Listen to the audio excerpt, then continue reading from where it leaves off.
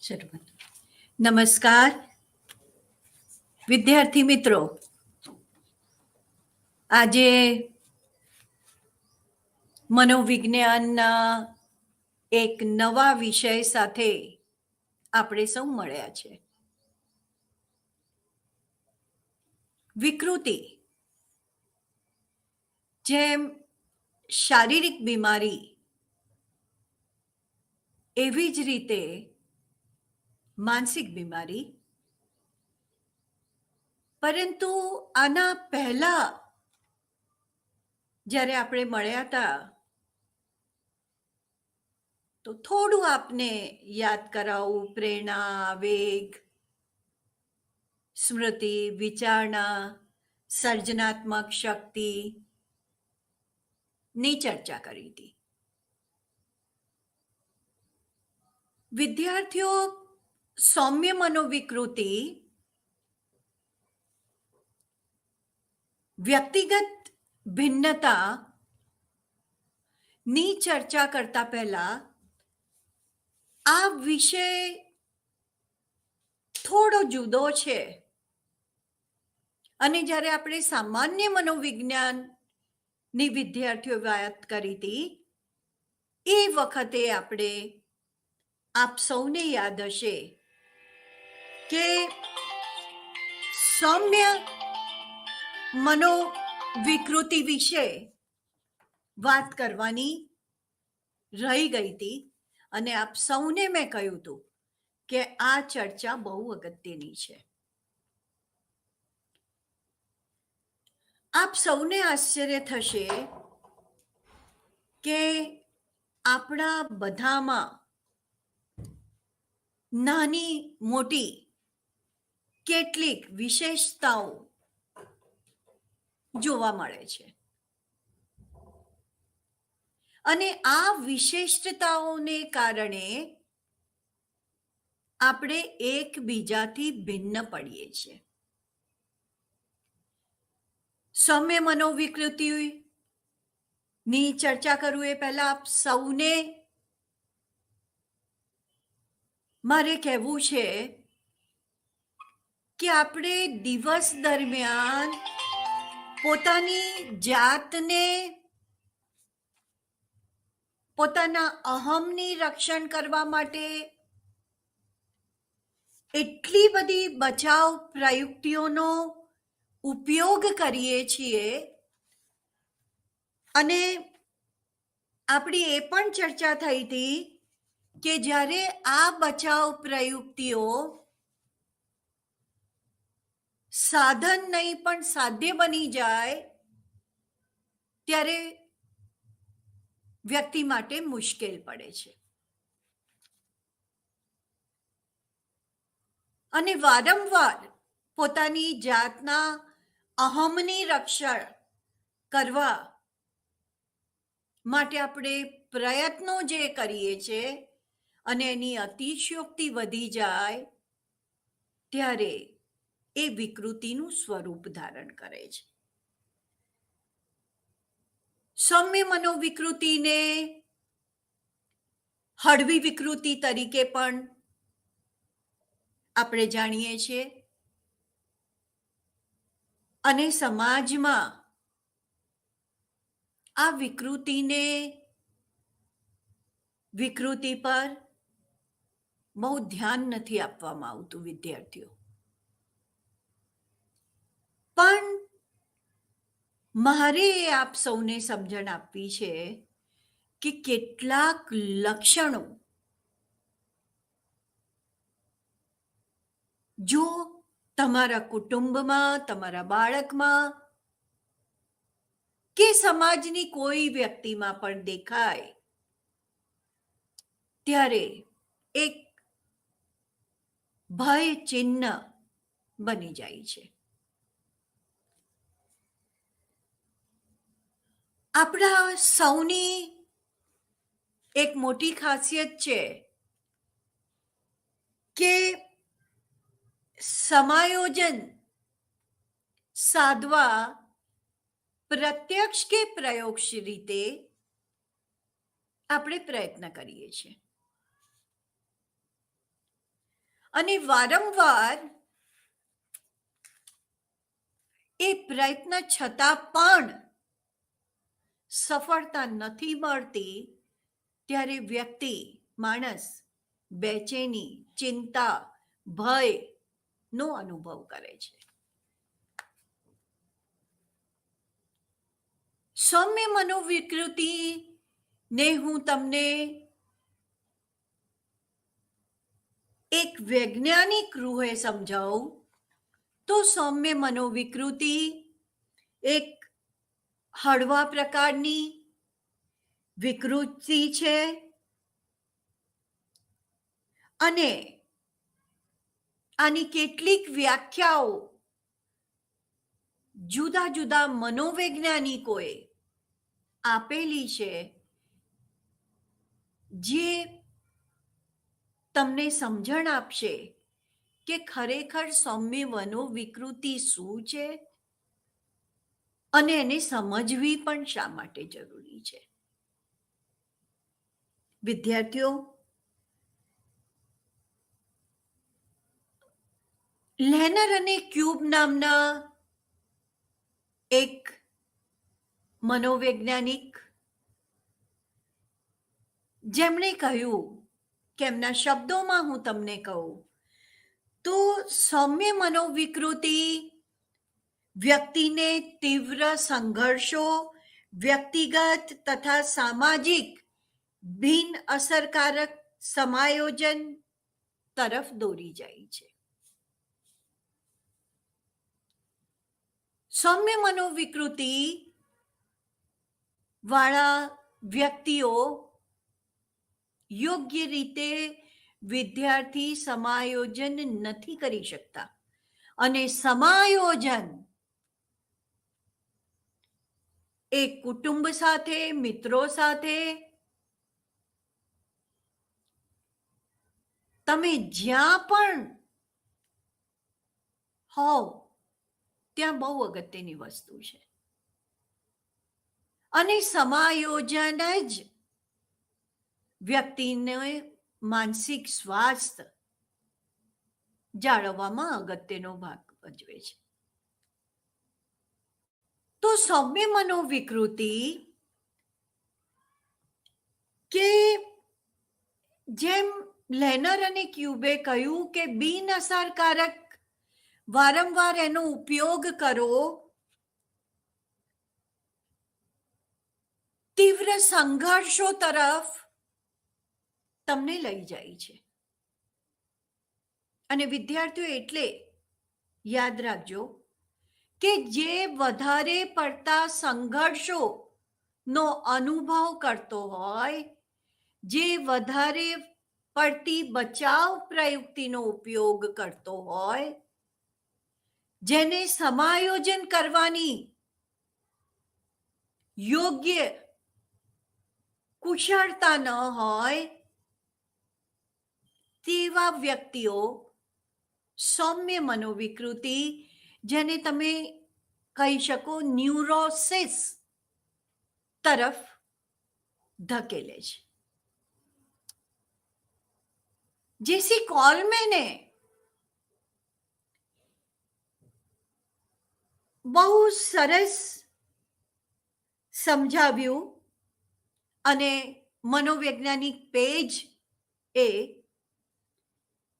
કે વિકટ પરિસ્થિતિનો સામનો કરવાની અશક્તિમાંથી, સમજો વિદ્યાર્થીઓ, વિકટ પરિસ્થિતિનો સામનો કરવાની અશક્તિમાંથી જન્મેલા વિકૃત વર્તનને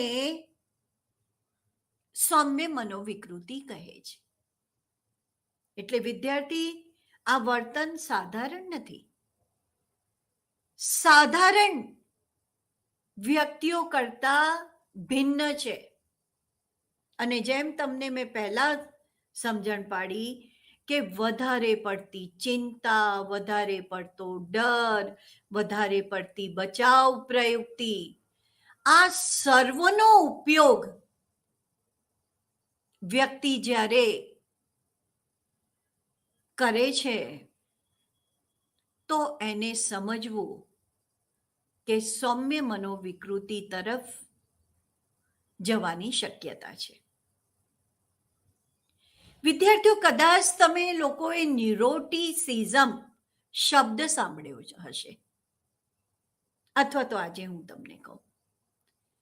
ન્યુરોટિસિઝમ શબ્દ એ સૌમ્ય મનોવિકૃતિ પહેલાની અવસ્થા છે.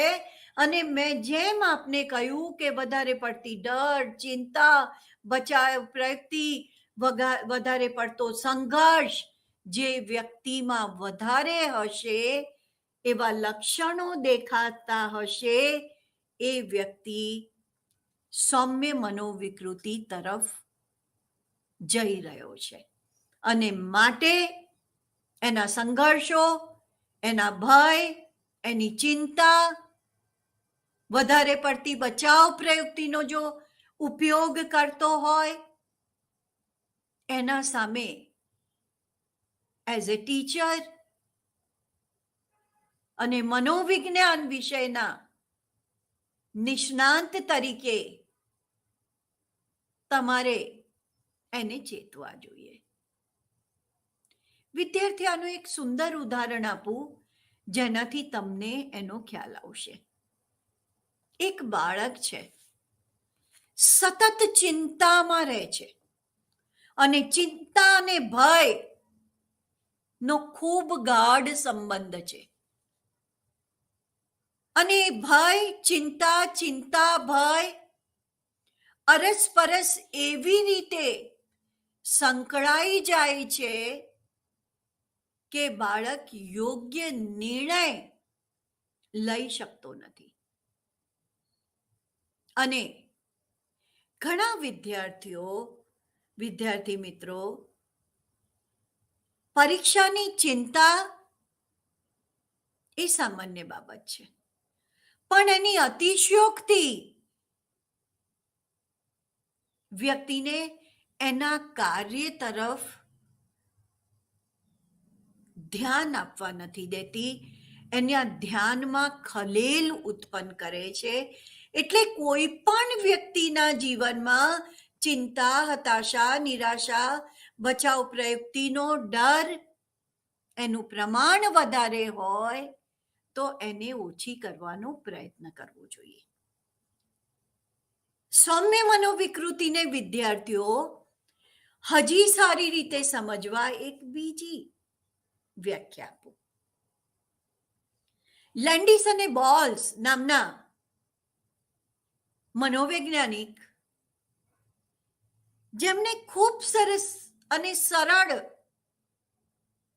શબ્દોમાં સમજાવ્યું કે સૌમ્ય મનોવિકૃતિ એટલે એક એવી અનિચ્છનીય સંવેગાત્મક પરિસ્થિતિ છે જે સાતત્ય વ્યક્તિનું બગાડે છે. બહુ જ સ્વાભાવિક છે.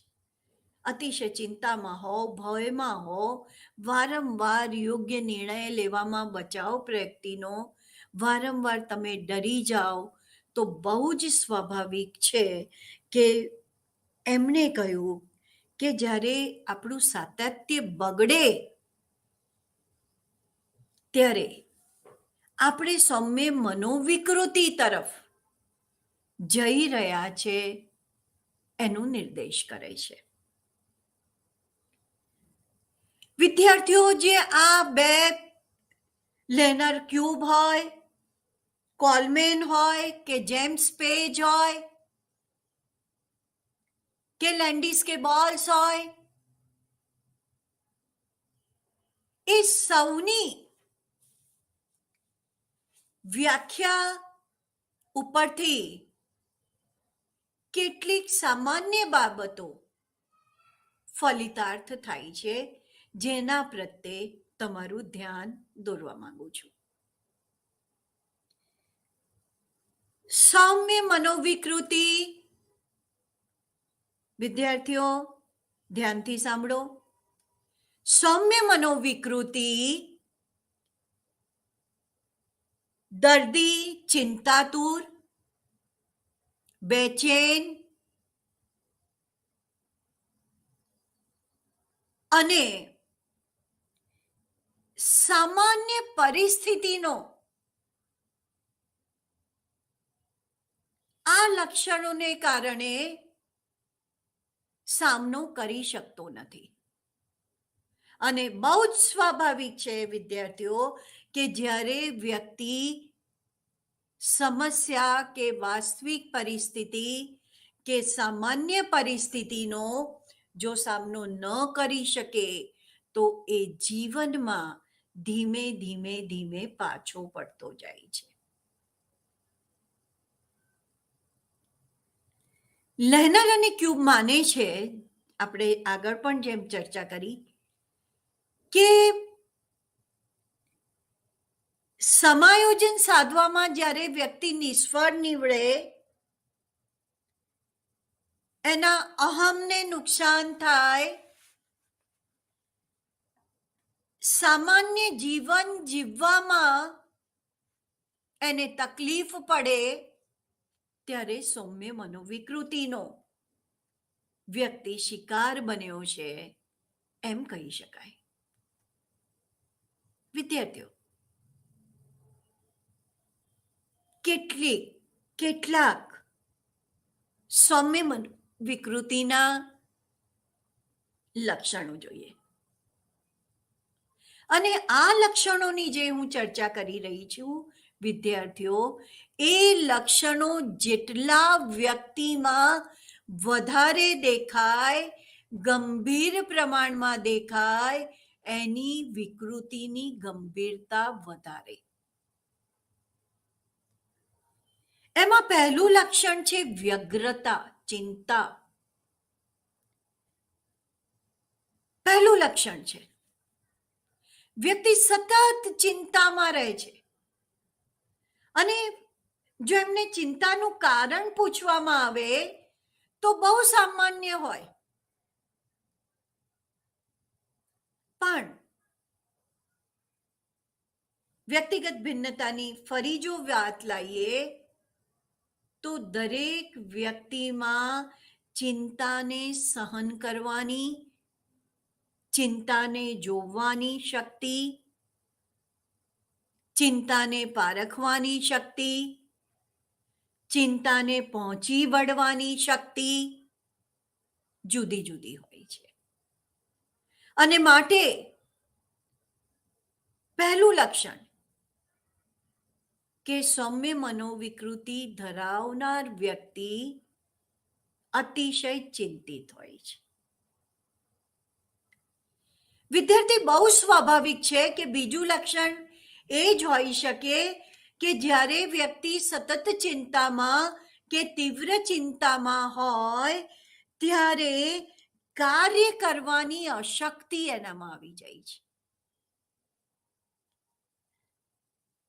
પોતાની શક્તિ પ્રમાણે કાર્ય કરી શકતા નથી. વિદ્યાર્થીઓ વારંવાર થાકી જાય છે. અને થાક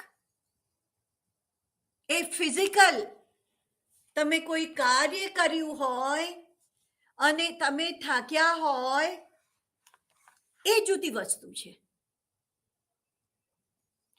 પરંતુ ઘણીવાર માનસિક થાક એ વ્યક્તિને, કેમ કે સતત ચિંતાના કારણે યોગ્ય કાર્ય કરી શકતો નથી. વિદ્યાર્થી મિત્રો, સ્વકેન્દ્રીપણું એ સૌમ્ય મનોવિકૃતિનો અગત્યનું ત્રીજું લક્ષણ છે. વ્યક્તિ વધુ પડતો સ્વાર્થી અને સ્વકેન્દ્રી હોય છે. સ્વાર્થી હોવું કે સ્વકેન્દ્રી હોવું એ ખોટું નથી વિદ્યાર્થીઓ, પણ આ સ્વાર્થીપણું કે સ્વકેન્દ્રીપણું એટલું બધું પોતા પ્રત્યે સીમિત થઈ જાય કે સામેવાળાનો આપણે વિચાર કરતા નથી, એના વિશે એને શું નુકસાન થશે એનું આપણે વિચાર કરતા નથી. ત્યારે સૌમ્ય મનોવિકૃતિનું વિદ્યાર્થીઓ લક્ષણ બની જાય છે. ચોથું લક્ષણ છે જે અતિ સંવેદનશીલતા. સંવેદનશીલ હોવું સારી વાત છે અને હોવું જોઈએ, પણ અતિ સંવેદનશીલને હું તમને સમજાવું કે વધુ પડતું લાગણીશીલ. સામાન્ય સંજોગોમાં પણ ઉશ્કેરાઈ જવું, એક વિચિત્ર રીતે પ્રતિક્રિયા આપવી. ઘણીવાર આપણને થાય કે આટલી નાની બાબતનું રિએક્શન, પ્રતિક્રિયા શા માટે આટલી મોટી? અને એટલા માટે આવા વ્યક્તિઓ અતિ સંવેદનશીલતાની કારણે, અતિ લાગણીશીલ હોવાને કારણે યોગ્ય નિર્ણય લઈ શકતા નથી. વિદ્યાર્થીઓ, પાંચમું જે લક્ષણ છે એ છે અપરિપક્વતા. અપરિપક્વતા એટલે આવેગિક દૃષ્ટિએ, સામાજિક દૃષ્ટિએ આ લોકોનું વર્તન અતિશય બાલિશ હોય છે, બાળકો જેવું હોય છે. સમય, સંજોગ, પરિસ્થિતિ ને ધ્યાનમાં રાખતા નથી, ધ્યાનમાં લેતા નથી. અને બાલિશ, જેને આપણે, તમે બધા પણ ઘણીવાર શબ્દ ઘણા માટે વાપરો છો, બહુ ઇમેચ્યોર છે, મોટો થઈ ગયો, પછી પરિપક્વતા, સમજણ વિકસી નથી. તો સૌમ્ય મનોવિકૃતિનો જે વ્યક્તિ હોય એ અતિશય અપરિપક્વ હોય છે. વિદ્યાર્થીઓ, આગળ લક્ષણની ચર્ચા કરું જેથી તમને સૌમ્ય મનોવિકૃતિ વિશે સંપૂર્ણ માહિતી હોય.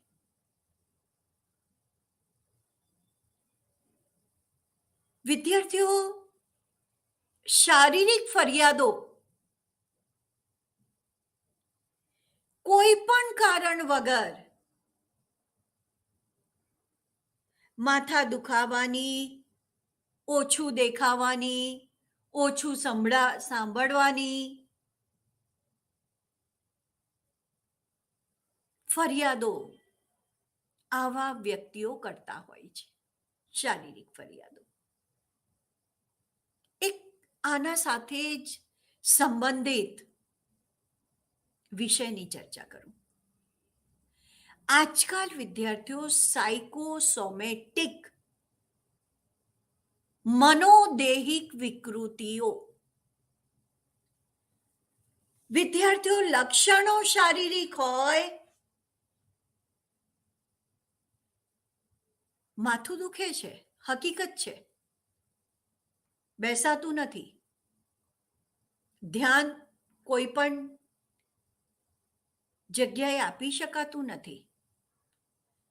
પરંતુ વિદ્યાર્થીઓ, આના કારણો માનસિક હોય, જેમ આપણે પહેલા ચર્ચા કરી, ચિંતા હોય, ભય હોય, એક શબ્દ વાપરું તો જે તમે આજકાલ બહુ વાપરો છો, સ્ટ્રેસ, તાણ, એના પાછળનું કારણ હોય. ડોક્ટર બધા ટેસ્ટ કરાવે, બધું નોર્મલ આવે, પરંતુ માનસિક સ્ટ્રેસ, જેમાં મેં જેમ ચર્ચા કરી, ચિંતા, ભય, બેચેની બધું આવી જાય, જેના કારણે એ ફિઝિકલ લક્ષણોમાં પરિણમે છે. અને સૌમ્ય મનોવિકૃતિઓના દર્દીઓમાં આ શારીરિક ફરિયાદો સંભળાય છે.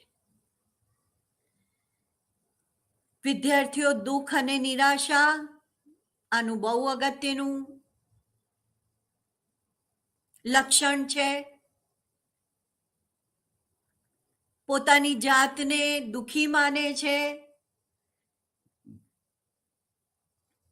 મનમાં શંકા, કુશંકા, અવિશ્વાસુ, કશે ગમતું નથી, એવી કેટલીક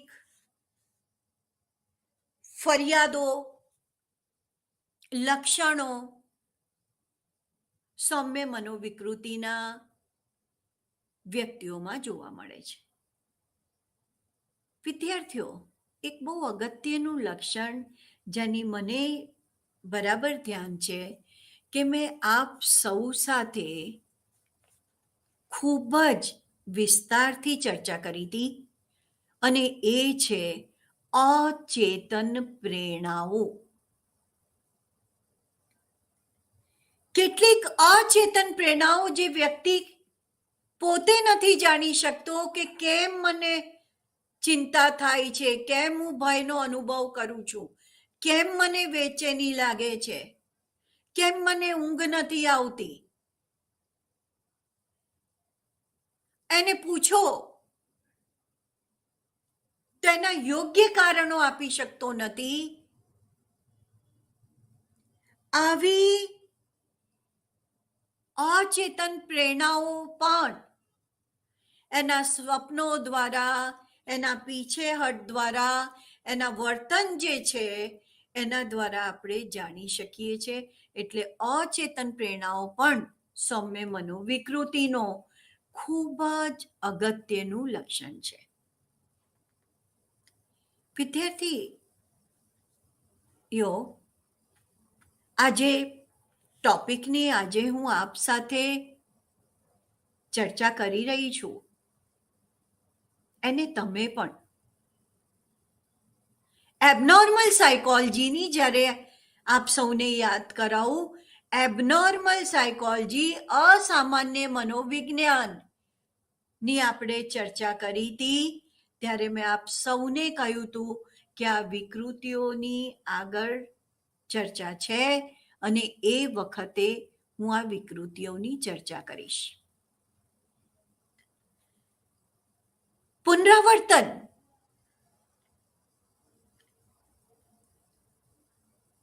એમના વર્તનનું, અને આગળ એના પર જેના પ્રકારો છે સૌમ્ય મનોવિકૃતિના, એના પ્રકારોમાં એક પ્રકાર છે જેની ચર્ચા હમણાં કરું, અનિવાર્ય ક્રિયા દબાણ અને અનિવાર્ય વિચાર દબાણ. કેટલાક વ્યક્તિઓને સતત ખોટા વિચારો આવ્યા કરે, એ વિચારોને જેટલું ટાળવાનો પ્રયત્ન કરે, એ વિચારો એના ઉપર ફરી હાવી થાય, એને અનિવાર્ય વિચાર દબાણ કહેવાય. એવી જ રીતે વિદ્યાર્થીઓ, એકને એક ક્રિયા વારંવાર કરે, વારંવાર હાથ ધુએ, ઉપર ચડે, નીચે આવે. મેં આપને ચર્ચા કરી હતી એના કે તાળું જ્યારે બહુ શોર્ટમાં કે તાળું બંધ છે કે નહીં એ વારંવાર તપાસે. કેટલાકને સંખ્યાનો અનિવાર્ય ક્રિયા દબાણ થઈ જાય, 13 વાર સીડી ઉતરે, 4 વાર, 3 વાર, એ સંખ્યા કંઈ પણ હોઈ શકે. આ જ્યારે લક્ષણો વ્યક્તિમાં દેખાય ત્યારે સૌમ્ય મનોવિકૃતિની ગંભીરતા વધુ છે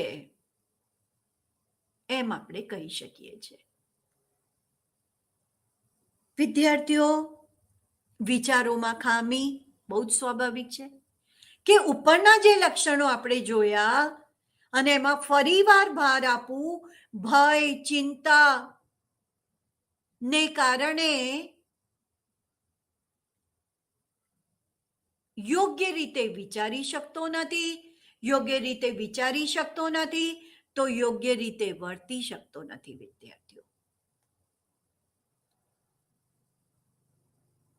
વિદ્યાર્થીઓ, આ સૌમ્ય મનોવિકૃતિના જે વ્યક્તિઓ છે એ સામાજિક દ્રષ્ટિએ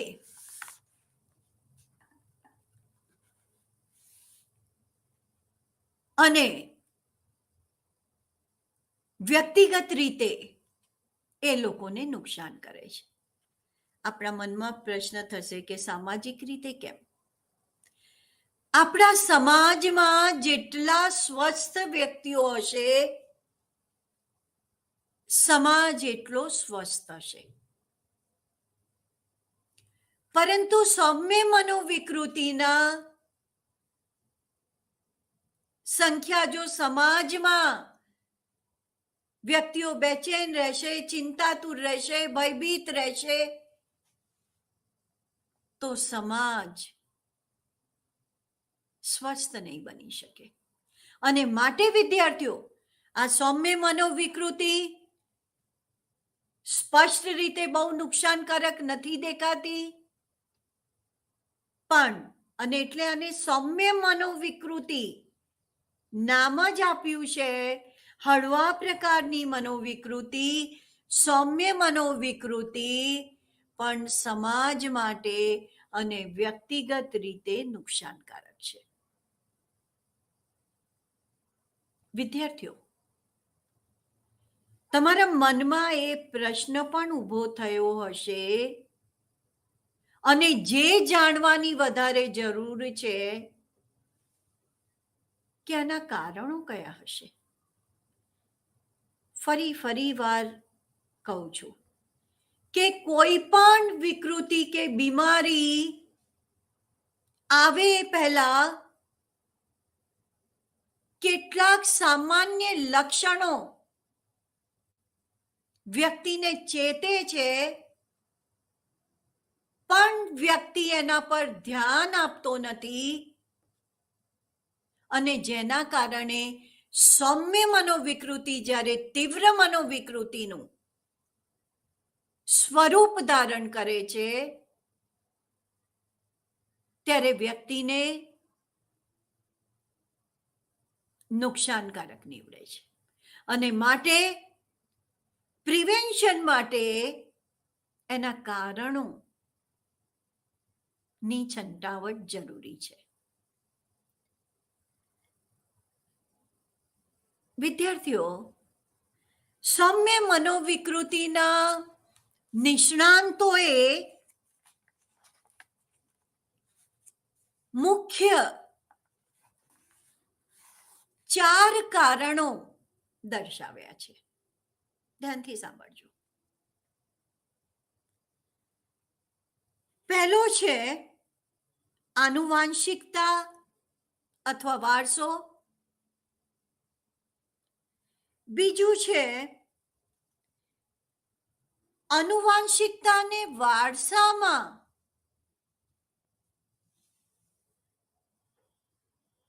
જે મહત્વના કારણો છે કે ખામી વારસામાં હોય અને જેના કારણે વારસામાંથી મા બાપ જો સૌમ્ય મનોવિકૃતિના થી પીડિત હોય તો બની શકે કે બાળકમાં એ સૌમ્ય મનોવિકૃતિ દેખાય. વિદ્યાર્થીઓ, વારસા સિવાયના બીજા કેટલાક કારણો પણ સૌમ્ય મનોવિકૃતિ માટે જવાબદાર છે. અને એ કારણો છે કે કોઈ ગંભીર, એને પણ વારસામાં આપણે લઈએ કે બીમારી થઈ હોય, માતાને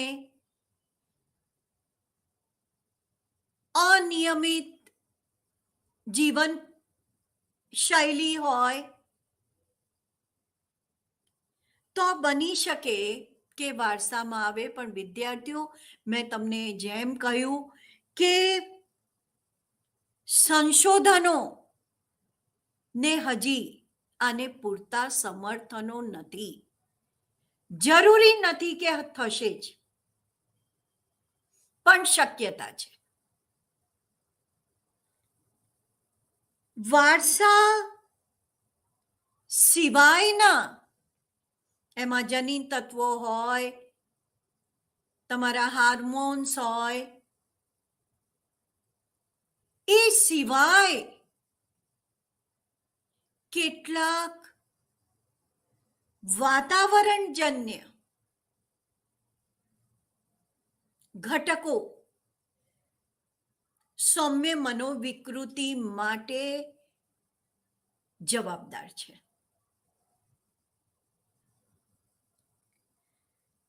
અને એ વાતાવરણના ઘટકોમાં તમે બાલ્યાવસ્થાના અનુભવોને લઈ શકો,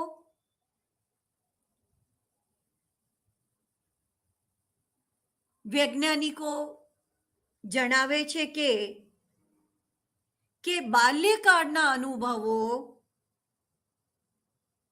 બાલ્યકાળમાં વ્યક્તિ તો ના કહેવાય, બાલ્યકાળમાં બાળકને મળેલી નિષ્ફળતા, સંઘર્ષ, ગંભીર બીમારી, માતા પિતા નું બાળકો પ્રત્યેનું વલણ,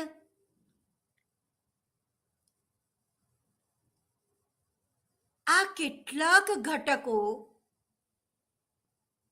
સ્નેહની વંચિતતા, અતિશય કડક માતા પિતાનું વલણ વગેરે ઉછેર ભરી, જેને હું તમને એક શબ્દમાં કહું તો ઉછેરની ખામી બાળપણમાં,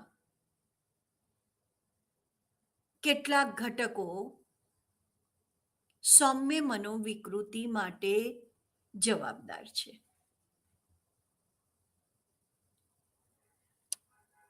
વિદ્યાર્થીઓ, સૌમ્ય મનોવિકૃતિનું નિદાન કરનાર, ડાયગ્નોસિસ કરનાર જ્યારે બાળકનું ભૂતકાળ તપાસે છે, આપ સૌ જાણો છો, અથવા તો તમે કે જ્યારે આપણે ડોક્ટર પાસે જઈએ છીએ ત્યારે સૌથી પહેલા એ આપણી શારીરિક બીમારી હોય કે આપણી માનસિક બીમારી હોય, આપણી કેસ હિસ્ટ્રી લે છે. અને માટે બાળકને સ્વસ્થ વાતાવરણ મળવું, એના વ્યક્તિત્વના વિકાસ માટે, સ્વસ્થ વ્યક્તિના વિકાસ તો થશે જ વિદ્યાર્થીઓ, પણ એક સ્વસ્થ બાળ માનસ કે વ્યક્તિના વિકાસ માટે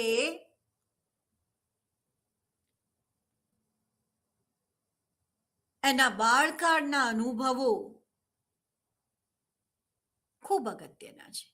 અને ઇતિહાસકારો, હિસ્ટ્રી લેનાર ડોક્ટરો, સામાજિક કાર્યકરો અભ્યાસથી બતાવે છે કે બાળપણ જો સુખદ હશે, સ્વસ્થ હશે, એના જીવનમાં જેટલી બીક, ગભરાટ, નિષ્ફળતા,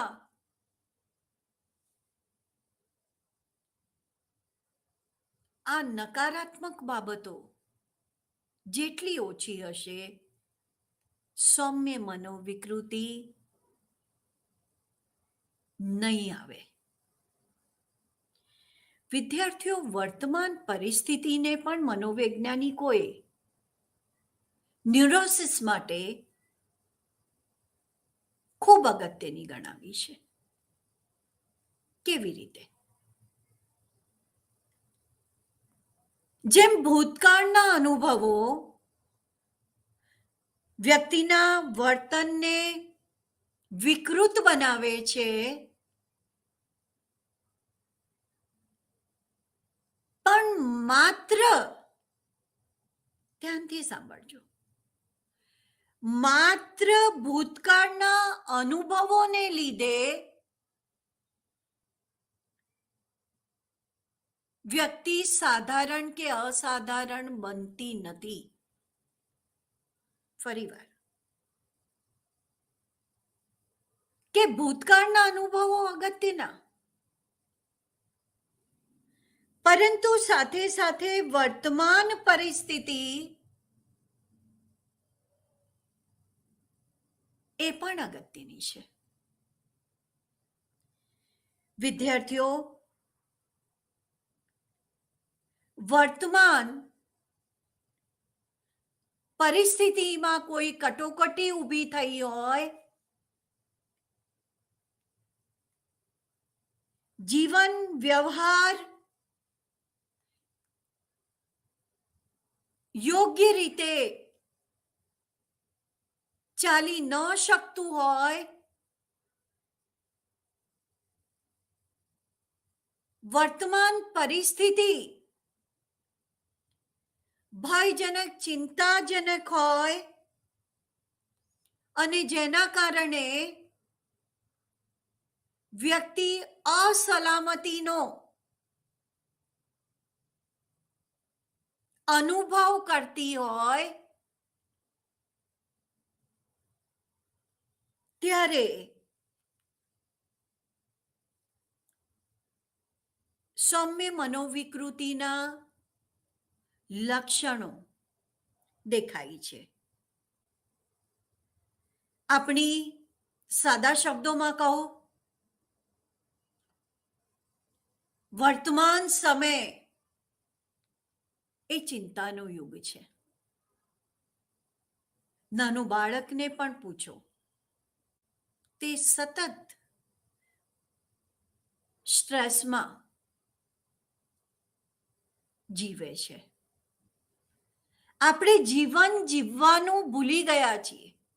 બાળકોથી લઈને વૃદ્ધો સુધી ડિટેલમાં જ્યારે વ્યક્તિગત ભિન્નતાની વાત કરીશું, ત્યારે આપણે જોઈશું કે જેના કારણે પહેલા જે જીવન હતું અને અત્યારની પરિસ્થિતિમાં, અને એના માટે આપણે જ જવાબદાર છીએ. વિદ્યાર્થીઓ, પહેલા કહેવાતું કે ગ્લાસમાં, કદાચ મેં આપને ઉદાહરણ આપ્યું હોય કે અડધો ગ્લાસ પાણી છે, વ્યક્તિગત ભિન્નતાની અહીં વાત છે, ત્યારે આપણે જોઈએ છીએ કે એક કેસે ભરેલો છે, એક કેલે ખાલી છે. પણ વિદ્યાર્થીઓ, હવે એનાથી આગળ મનોવિજ્ઞાન ગયું, સાયન્સ એનાથી આગળ ગયું, અને એમના પ્રમાણે કે જેટલું છે એનું તમે કેવી રીતે સદુપયોગ કરી શકો છો, એ જીવન અગત્યનું છે. અને એ જીવન સ્વસ્થ જીવન છે. તો વિદ્યાર્થીઓ, વર્તમાન પરિસ્થિતિ એના અનેક કારણો છે. અત્યારે તમારી કેવી પરિસ્થિતિ છે? શારીરિક, માનસિક, આર્થિક, સામાજિક, આવેગિક. આ પરિસ્થિતિ જેટલી સ્વસ્થ, એટલું વ્યક્તિ સૌમ્ય મનોવિકૃતિનો ભોગ નહીં બને, એ સ્વસ્થ રહેશે. વિદ્યાર્થીઓ, આના કારણોમાં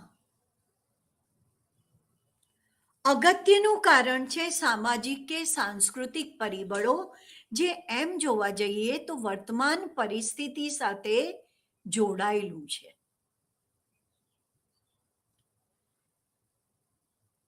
અને સૌમ્ય મને વિકૃતિનું બાળક જેમ જેમ મોટું થાય છે, બહુ જ સ્વાભાવિક છે કે એની જરૂરિયાતો બદલાય છે. અને જેમ મોટું થાય, જરૂરિયાતો બદલાય, એના સાથે સાથે સમાજ માન્ય માર્ગો સાથે પોતાની જરૂરિયાતોનો સંતોષ મેળવવાનું અગત્યનું છે. વિદ્યાર્થીઓ, આવી પરિસ્થિતિમાં સામાજિક કારણો, જો બાળકને ફરીવાર આ બાબત તો રિપીટ જ દર વખતે થાય, માતા પિતાનો સ્નેહ, ગુરુજનોનો સ્નેહ, સમાજ પ્રત્યેથી સહકાર, સંપ, પ્રેમ, હૂંફ ન મળે, તો આ સમસ્યા વધારે ને વધારે ગંભીર બને છે. અને માટે સામાજિક અને સાંસ્કૃતિક પરિબળો પણ સૌમ્ય મનોવિકૃતિ માટે ખૂબ જરૂરી છે અને એમાં મોટો ભાગ ભજવે છે. દાખલા તરીકે વિદ્યાર્થી મિત્રો, એક સિમ્પલ ઉદાહરણથી સમજાવું. ઉદાહરણ બહુ સામાન્ય છે, પણ તમને યોગ્ય સમજણ પાડશે. જાતીય જરૂરિયાત યુવાન કે યુવતીની તીવ્ર જરૂરિયાત હોય છે ઉંમર પ્રમાણે, પરંતુ જાતીય જરૂરિયાતોનો ઉપયોગ કરવા માટે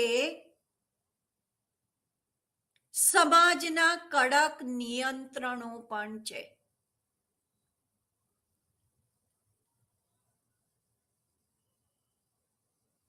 તેથી વ્યક્તિની આ જરૂરિયાત તૃપ્ત ન થાય અથવા આનાથી લગતી કોઈ પણ જરૂરિયાત નું બાળકે દમન કરે, યોગ્ય માર્ગે વાળી ન શકે, યોગ્ય એને સમજણ ન મળે, અને ફરી આવ્યું કે ચિંતા, ભય, તાણનો અનુભવ કરે, તો ધીમે ધીમે એનામાં બેચેની, ચિંતા, ડર. ઘણીવાર વિદ્યાર્થીઓ, આ જ્યારે હું તમને ચર્ચા કરું છું, તમને થશે કે આ ચર્ચાનું મહત્વ શું? વિદ્યાર્થીઓ, અતિશય મહત્વનું આ ટોપિક છે. સૌથી પહેલા તો ચિંતા, ભયથી આપણે દૂર રહેવાનો પ્રયત્ન કરીએ, યોગ્ય જીવનશૈલી જીવીએ. કોઈ પણ જાતના એવા લક્ષણો દેખાય જે સામાન્ય કરતા વિશિષ્ટ હોય તો યોગ્ય માર્ગદર્શન મેળવીએ, અને જેથી મેં આપને કહ્યું કે જો સૌમ્ય મનોવિકૃતિનું યોગ્ય નિદાન શરૂઆતમાં કરી લેવામાં આવે તો કોઈ પણ વ્યક્તિ જે તીવ્ર મનોવિકૃતિ જે વ્યક્તિ માટે નુકસાનકારક છે, સમાજ માટે નુકસાનકારક છે, એમાંથી બચી શકે છે અને એક સ્વસ્થ સમાજ નો નિર્માણ થઈ શકે. માટે સૌમ્ય મનોવિકૃતિ ને ઓળખવી અને યોગ્ય, કેમ કે આમાં ટ્રીટમેન્ટ કે દવાની જરૂર નથી વિદ્યાર્થીઓ, પણ યોગ્ય સલાહ માર્ગદર્શન મનોપચારની જરૂરિયાત તો છે જ. વિદ્યાર્થીઓ, સૌમ્ય મનોવિકૃતિનું જે વર્ગીકરણ છે એ ખૂબ વિસ્તૃત છે અને જેના માટે સમય માંગી લેવું છે. પણ થોડાક તમારા આગળ આપણે જ્યારે જઈશું આ ટોપિક ઉપર ત્યારે કેટલાક શબ્દો અગત્યના તમારા કોગ્નેશન બોધાત્મક લેવલ ઉપર લાવવા માંગુ છું. વિકૃત ચિંતા, વિકૃત ભય, અનિવાર્ય મનોદબાણ, અનિવાર્ય ક્રિયા દબાણ, વિઘટનની પ્રતિક્રિયાઓ, પરિવર્તનની પ્રતિક્રિયાઓ, કલ્પના, માંદગી અને મજ્જા ગ્લાનિજન્ય પ્રતિક્રિયાઓ, અને આમાં પણ ભિન્નતાઓ વ્યક્તિગત. આ કેટલાક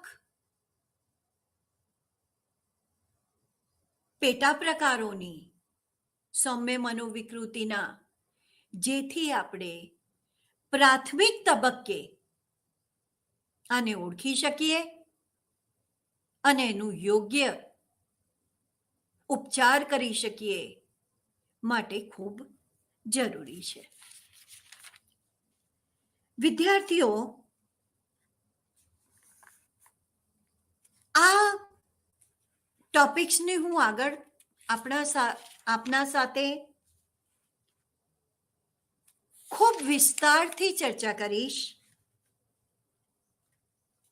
પરંતુ મારે એટલું તો આપ સૌને જણાવવું છે કે સૌમ્ય મનોવિકૃતિની સારવાર શક્ય છે.